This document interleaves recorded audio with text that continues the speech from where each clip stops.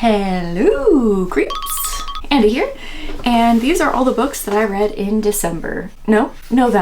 Well, this is some of them. Some of them I read on my Kindle, but we're just gonna... No, they were in order! We're just gonna jump in, and I'm gonna talk to you about the books I read this month. A few of them I'm not going to go into too much detail about because I have like other videos. So this first one, for example, I'll talk more about this one, but this is They Clung to the Hull by Ben Farthing. I did read this one this month, but I have a different video where I talk more in depth about it, so I don't want to go too much into it. But this is just like a spooky ship book, and again, I'll go more into it next in a video that will be soon. Okay, this next one is Bloom by Delilah S. Dawson. First of all, look at this cover. It is very beautiful. I really liked this one. This one is just about two women. They meet at a, what do you call that thing, like farmer's market. One of them is selling things and the other is like new to town. She just got I think divorced, and she'd previously only been in relationships with men before, but she meets this girl at the farmer's market that's selling like soaps and candles and cupcakes, and she becomes enamored with her. This book is really interesting. The women have really effective communication, and our main character, what is her name? Rosemary?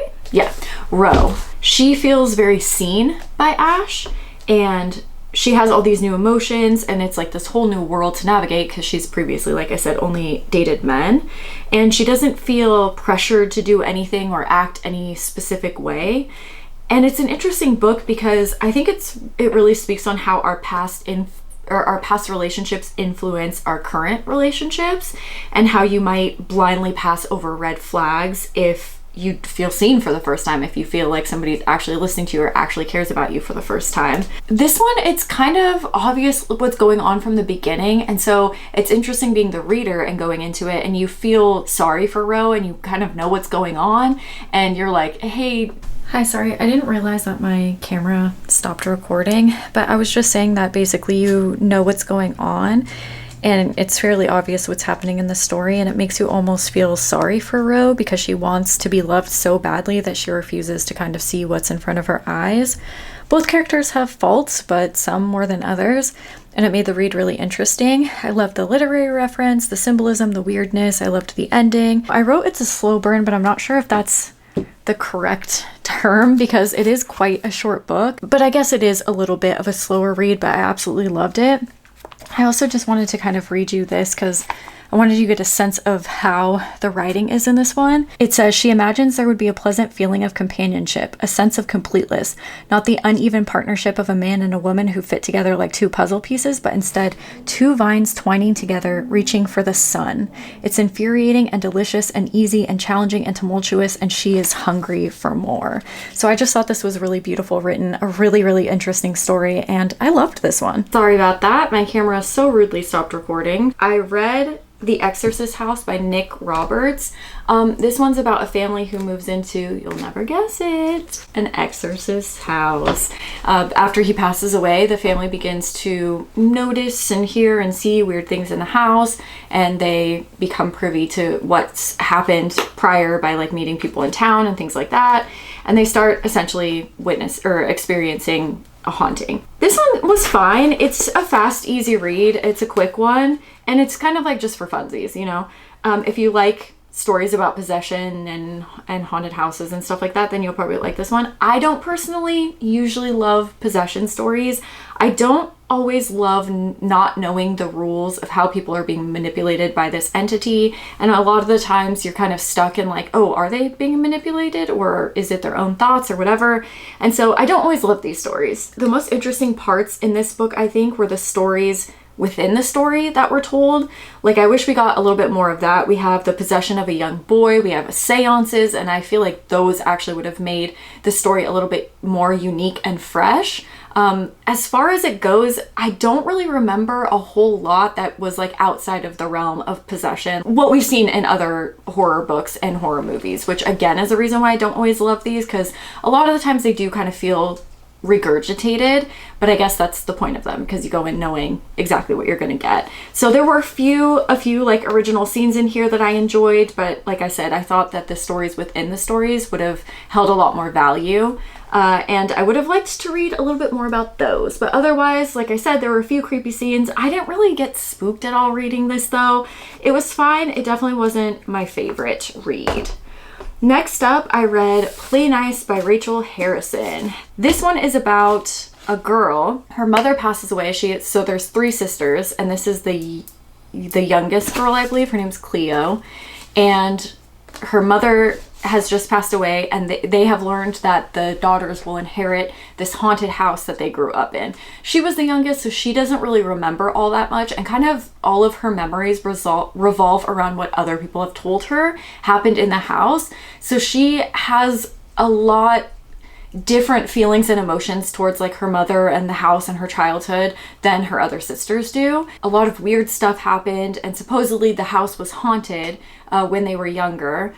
She doesn't quite remember it that way, but of course her memory isn't always the most reliable. Her mother ended up leaving and kind of making friends with a bunch of people who believe in ghosts and you know, track ghosts and do seances and stuff like that, and kind of separated from the family. So there's a lot of hurt feelings around the story. She's an influencer, so she ends up deciding to take on the house as a project, and she's going to film it and she's going to renovate it, and she thinks it'll be kind of like a way to breathe new life into something that was otherwise not a great experience for her. I love Rachel Harrison's writing. I love her snooty ass characters.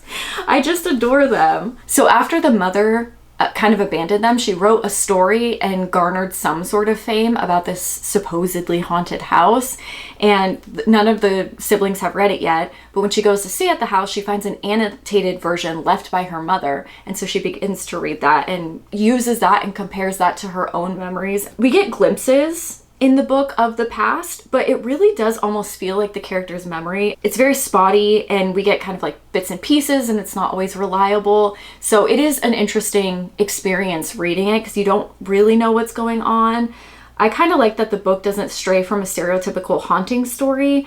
It adds more ambiguity and unreliability to the story, so you don't really know if it's haunted or not, but you get the past and this supposedly haunted experience, and then you get the family saying, oh no, it wasn't haunted, mom was just crazy, and then you have this middle girl that's kind of caught between, and she's like, I remember some weird stuff, but not really, and I don't really know who to believe.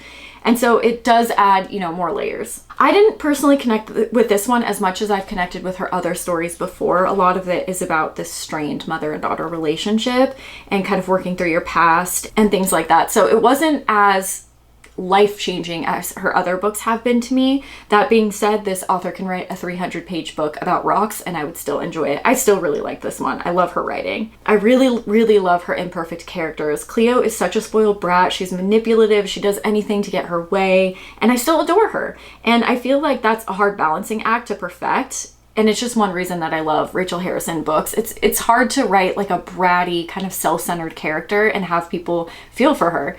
And I did. I love her characters. I love the wittiness of them, and I love that they're imperfect. They're people, and they feel very well-rounded and three-dimensional to me.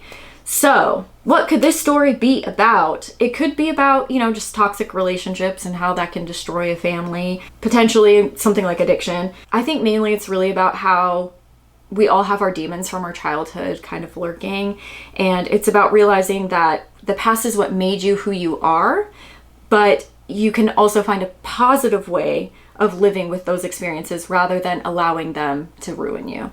So I really like this one. Again, I feel like all her books have, you know, deeper meanings and other messages. I didn't maybe connect to the message as much, but I still loved the ride. All right, the next one that I read, please do not hate me, because a lot of you have said that this was your favorite book this year, and that's great. I'm not saying it's a terrible book by any means, but this is Bat Eater and Other Names for Corazang. This is by Kylie Lee Baker, and this one I didn't love, and I'll tell you why. First of all, it's about the pandemic, and you guys know I do not like pandemic stories. The second a mask is mentioned or illness is mentioned or COVID, I tap out. I don't want to think about it too soon, you know? Like, we just lived through that. And that's just my personal opinion. Some of you are like, I love pandemic stuff. So this book is probably for those people. So just know going into it, I was already apprehensive and like, I don't know if I'm gonna love this. It's about this girl named Cora. She starts potentially seeing her dead sister lurking around her, and she's trying to figure out what to do. She kind of draws in other spirits around her, and her and a few of her co-workers, I suppose, they clean crime scenes for a living. Cora lives in these kind of in between of two worlds. Her mother's American and her father's Chinese, so it's like one of those, she doesn't quite fit in to either of the cultures fully. Like she's too American to be Chinese and too Chinese to be American kind of thing, which is an interesting perspective for a story. The racism in the book is really awful. Obviously the racism experienced by Asian Americans during the pandemic was just horrific. So obviously a difficult book to read, which again, sometimes I really like those books. Sometimes sad books, I'm like, oh, it's just too much, but I think it's important. But it was really messed up to read. I liked learning particularly how her Chinese relatives deal with the topic of ghosts and what they do and what they feel about the afterlife. I thought that was very interesting. I did like the ghost story. I also did like the fact that she was a cleaner of crime scenes. I thought that was really interesting and added a lot. But here's kind of my issue with the story. So we're set in reality. We all experienced it, right? Smack dab in the middle of the pandemic. But you have so many things that happen in the story that you have to have a suspension of disbelief to get with. Like everything she does, I'm like, there are cameras. You would be caught doing that. I don't understand. And so you have to kind of ignore all of that to accept the story how it is. But since the story is so grounded in reality, it was really hard for me to connect those two things, because I'm like, well, this is a place and a thing we all experienced, and then there are these things happening that like wouldn't happen in real life, that you wouldn't get away with in real life. So it's just a weird juxtaposition, I guess, that it pulled me out of the story. The ending also, this is a hard one because the ending doesn't really have a resolution, and I think that's the point. The point is like taking steps towards change, but things aren't gonna happen overnight. So I do get why it was set up that way, but I will say when you're reading, 200-300 page book of these characters, I think you want some semblance of conflict resolution, maybe not overall, but something that makes you feel like there was a reason for you of reading those pages. Yeah, it was a little unsatisfying. I understand the reasoning behind it, but I did feel like the ending was a little unsatisfying. That being said, there's some really great writing in here, and it's not that I hated it. It's not that it's the worst book in the world. It's not that the writer is a bad writer. So let me be clear on those things. It's just that this personally was not a book for me. A lot of you guys absolutely loved it. If you don't mind reading pandemic stuff, if it doesn't bother you to have kind of like a suspension of disbelief, then it is a great read. And I really loved the ghost aspect of it. So I'm really curious what books this author comes out with in the future. I would give them a read and see kind of how I feel about that one. The next one that I read was Coraline by Neil Gaiman. I have never read this before. I've never seen the movie, nothing. And it was like one stormy, spooky night. I'm like, oh, I kind of want to read this. And let me tell you, this book is messed up. If you read this as a kid, you are probably traumatized. This book is crazy. It's very creepy. It's about this girl that enters this kind of hidden door in her apartment, and she enters into an alternate dimension. So it's like her house, but opposite, I think. And she has this other mother and other father, and they're creepy, and they're trying to keep her away from her real parents, and they have like her real parents hidden away. But you have things like she has to find the souls of dead children. There is a world where it's just their house, and anything outside the house is just a world of fog. Like pretty existential stuff for kids to read. There's decapitated rats. There's like a random hand running around. It's creepy. I enjoyed this one. I thought this was so fun. And yeah, that would mess me up if I read that as a kid, I think. The next one that I read, guys, was The Possession of Alba by Isabel Cañas. Oh my gosh, did I adore this book. I loved this book. I love this book so much. Okay, so you have this flu that's breaking out through town. So you have your main character, which is Alba, and her family decide to go stay with her future husband, her fiance. But it's kind of, they're just friends, and they're just marrying for each other or for their own benefit with each other. But it's not like they're in love or anything. But they go to stay at this house by these mines where they're mining. His family owes her family a lot of money, so again, it's just kind of like a mutual beneficial thing. And they end up going and staying there, and Alba, you'll never guess from the title, gets possessed. Okay, but really, I think at the core of the possession is just a metaphor for a woman not having bodily autonomy. It's more about classism and sexism and romance than it is about anything else. And there are other things too, but I don't want to give anything away. Typically, we see possession stories from the outside. So usually in books, we usually see like, oh yeah, that person's possessed, I'm talking to a demon, that kind of thing. But this one, we get Alba's experience with us. And so it's much more visceral and just, I felt like a different, unique take on the idea of possession. It's definitely not what you're thinking a possession book to be if you're going into it.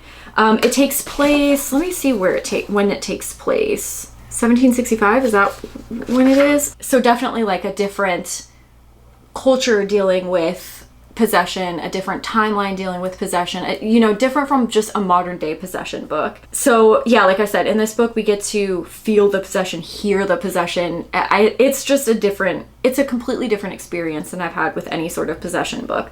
I loved the characters. I loved the writing. I loved the setting. I loved this book. I thought it was so great. And surprisingly, the possession aspect wasn't even my favorite part of the book. Like I said, it's not like it's a typical possession book, but if you just kind of have an open mind and you're okay to more romance and you're okay with, you know, more digging under the surface and seeing what the book actually is about, I think this is worth the read. That was one of my favorite books of the year. I was blown away by it. Absolutely loved that. All right, next up, I read The Locked Door by Frida McFadden. This is about a surgeon. She had a father, and her father was a serial killer, and he's in jail. But when a copycat comes along and starts copying his crimes, she somehow gets caught up in it, and she's trying to figure out who this killer is. The cops think because she's the daughter of a serial killer that it's her. This one, just a fun, quick, easy thriller.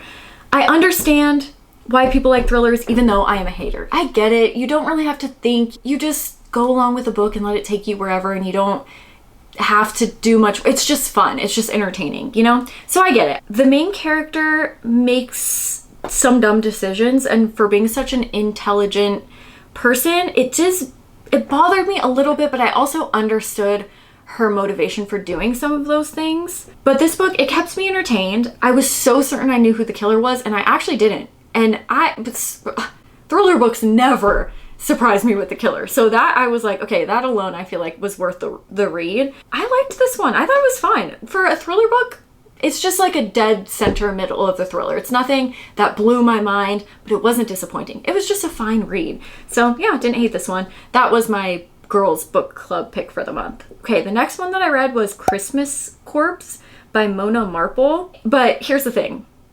The only thing that I wrote down, the only notes I took on this book was, why does Santa smell like fish? Okay. Oh my gosh, you guys, this has been bugging me for the last freaking month, but I just realized why Santa smells like fish in the book. I forgot that he's on a fishing trip, and that's why his son is taking over as Santa Claus, and so that's why it says that he smells like fish. But I've honestly been thinking about this for the month, and then when I was editing, it all came to me. So thank you for helping me solve that. So this one, oh yeah, by the way, I'm not going to give you too much information. I'm just going to go through these next few really quickly because I'm going to do a whole ranking of Christmas books. So this one, I'm just going to give you a really quick rundown of what happens. It's about a girl. She gets in a car accident. Mrs. Claus comes and helps her. Mrs. Claus is then thought to be a murderer. And so this girl tries, I think her name's Hollywood. Holly tries to save Mrs. Claus's reputation and prove that she didn't kill anyone. It's over the top. It's super campy. It's so cheesy. It's so cheesy. But anyway, next I found Christmas Lights Slithering Up My Street. This is by Ben Farthing. Again, I don't want to go too much into these, but this is about a guy who finds Christmas lights slithering up his street. Are you not paying attention? And creepy things come with that. I read Mistletoe Meet Cute by Bella Matthews, and this one was pretty cute. It's a romance Christmas book. It's about a girl who falls for some guy. Again, I will go into more detail very soon. But the last one that I read was Pecan Pie Predicament. And man, I always leave my little dudes in here. This is my cozy mystery of the month by Addison Moore. But this one, you'll never guess it, Lottie Lemon solves a murder. We're kind of continuing on the curse from last month's, the Halloween curse of the Hearst family. So people in town think that there's a curse. I don't want to give too much away just in case people are reading the series, but bad things happen, and so people think that the curse is still coming to the town, and then someone dies and then she solves a murder. It's the same shit every month. But I won't stop reading them because they're very cute. Anyway, that's what I read this month. Please let me know what you guys read, and I will see you soon. I'll be posting that Christmas video soon as well. I have a huge book haul for you. All right, thanks so much for watching, and I'll see you next time with another horror video. Bye, guys.